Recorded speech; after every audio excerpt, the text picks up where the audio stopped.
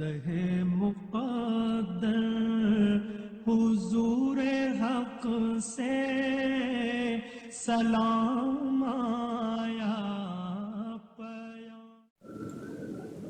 سورہ بقرہ آیت نمبر 263۔ اعوذ باللہ من الشیطان الرجیم، بسم اللہ الرحمن الرحیم۔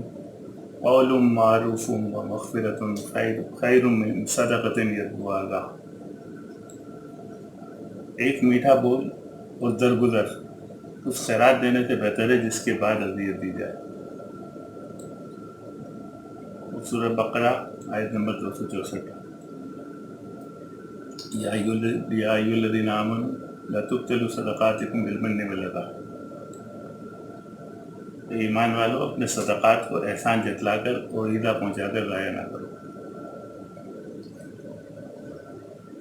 ان دونوں آیات میں جو چیز مشترک ہے، مفہوم ایک تقریباً ایک جیسا ہی ہے کہ پہلی آیت میں یہ ہے کہ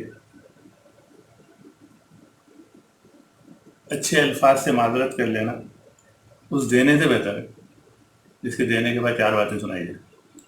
جیسے کہ عام طور پہ ہمارے ایک طریقہ کار ہوتا ہے کہ دے تو دیے 2-4 روپے 10 روپے، اس کے بعد ہٹا کٹا ہو کے مانگ رہا ہے، تو وہ اذیت دینا یہ وہی تو ہو گیا نا، یہ کیا ہو گیا۔ اور دوسرا یہ کہ دوسرا پیمانہ تھوڑا بڑا ہے کہ کسی کی مدد کی، پراپر طریقے سے مدد کی، اور پھر کسی موقع پہ اس کو احسان جتلا کر اس کو ایذا پہنچا دیا، تو وہ سمجھو جو آپ نے مدد کی تھی ضائع ہو۔ یہ بالکل ہمارے اندر کے معاملات ہیں، مطلب جو ہمارے دلوں کے اندر کے معاملات ہیں، جو قرآن پاک میں وضاحت کے ساتھ جو ہے بیان ہوئے ہیں کہ ہم لوگ کرتے ہیں، یہ ہمارا جو طور طریقہ ہے۔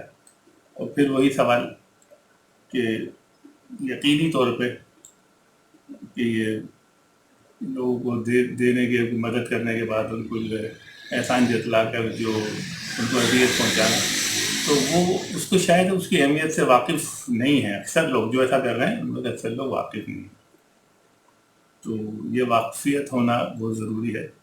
اور یہ ظاہر واقفیت ایسے ہی خود سے ہی ہوگی جب ہم قرآن کو سمجھیں گے، ایک قرآن پاک کی آیات کو غور کریں گے۔ احکامات بالکل واضح ہیں، سامنے رکھے ہوئے، لیکن یہ کہ ہم جو ہے اس کو لینے کے لیے تیار نہیں ہیں، لینے ہوں گے۔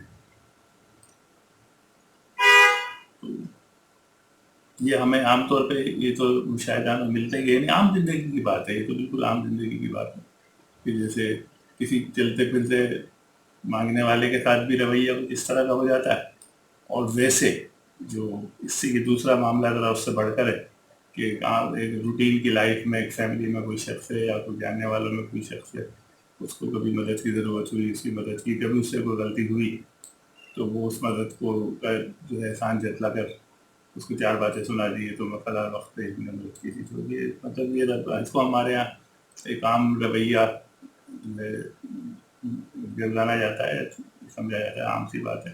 یہ عام سی بات نہیں، اور یہ رویہ جو ہے ہمیں قرآن جو ہے اس کی تعلیم دے رہا ہے کہ یہ رویہ درست نہیں ہے۔ ہم اس کو جو ہے ہمارا تو یہاں پر مقصد یہی ہے کہ ایک ایک آیت کو، جن آیات سے ہمارے جو روٹین کے معاملات ہیں اس کے بارے میں اگر کوئی چیزیں بتائی جائیں، کچھ اس کی توجہ دلائی جائے، تو وہ توجہ دلانا مقصد ہے، اور اس پہ جو ہے برائے مہربانی ہم سب، مجھے بھی آپ کو سب کو اس پہ توجہ دینی ہے۔ صدق اللہ۔